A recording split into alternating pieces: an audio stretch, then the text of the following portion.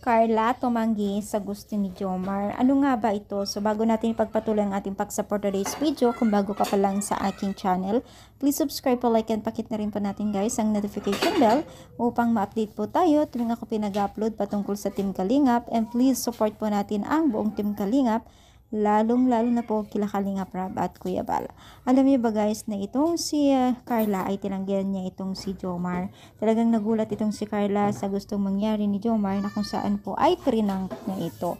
So humihingi siya ng isang halik. Yes, mga mima humihingi siya.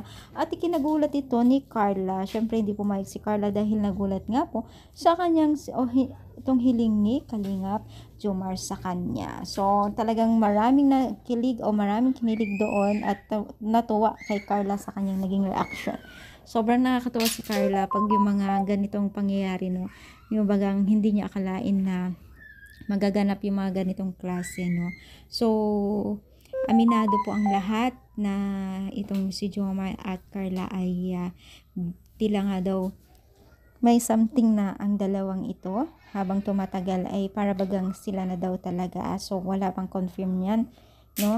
At kung totoo man ito, why not, dahil pares naman po silang binata at dalaga. Nakakatuwa lang kasi ginagawa nila yung the best para kiligin at mapaniwala ang lahat na talagang totoo yung kanilang gawa o action.